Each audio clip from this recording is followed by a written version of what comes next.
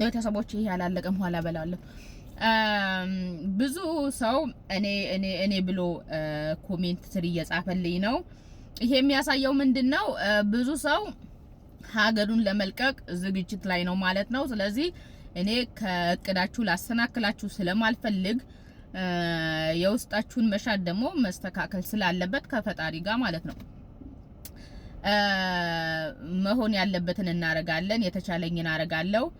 ከዛ በፊት ግን እኔ የሰውን ሰው ዝም ብዬ አንስቼ ማምጣት ስለማልችል ምስክር ያስፈልገኛል።